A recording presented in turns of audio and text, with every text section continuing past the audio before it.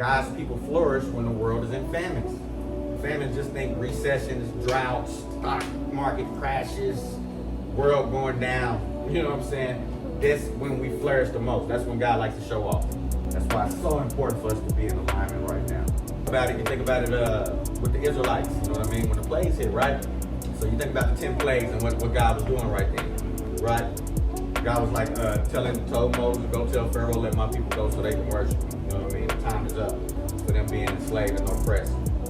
And when he did that, he took his time exposing those other gods. Because the 10 plagues was to expose other gods, right? So every god they worshiped in Egypt, they had a god that they worshiped for weather. God made hell come down, turn him up.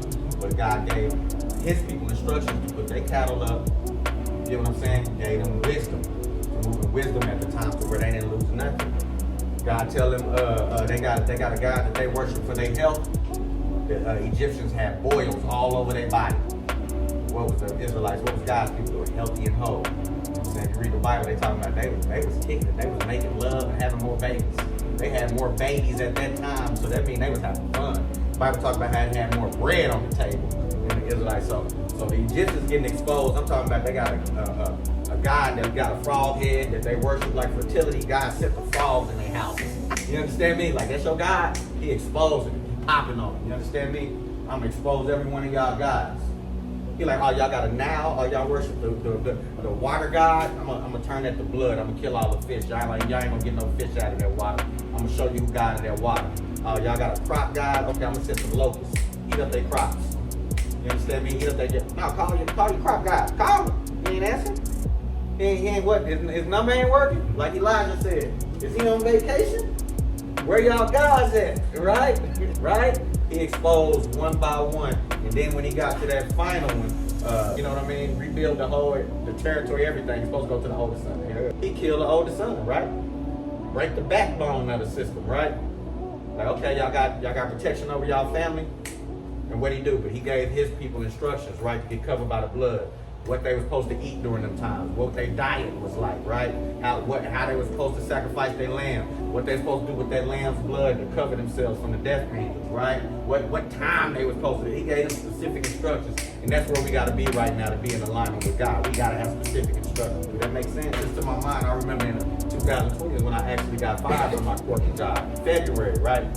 So in February, I actually lose my corporate job. You know what I'm saying? The next month, coronavirus hit. You understand me? And the whole auto industry crashed. And at this time, I was one foot in and one foot out on my business.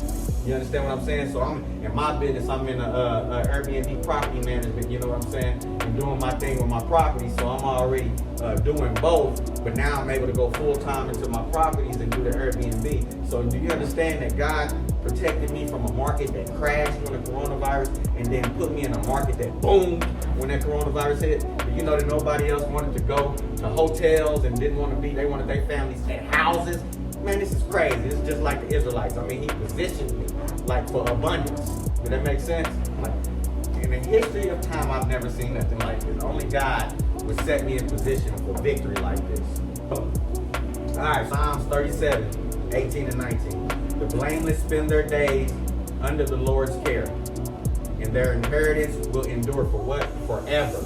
No matter what's going on this earth, God's people will win. So get that in your system, and y'all need to get this scripture on your heart, because we enter into some times right now. We finna make some shift. Y'all need this promise. When things get hard and you start losing jobs and things start shifting and stuff you've been doing for years, and they switch up and they start doing AIs and automated things to replace you, you need to know this promise so you can hear God. Because if you ain't believing this, you ain't gonna receive it. Do that make sense? So that means you ain't gonna receive that idea because you already got it blocked that things ain't gonna work out. Do that make sense? So he says the blameless spend their days under the Lord's care, and their inheritance will endure forever. In times of disaster, they will not wither. In days of famine, they will enjoy plenty.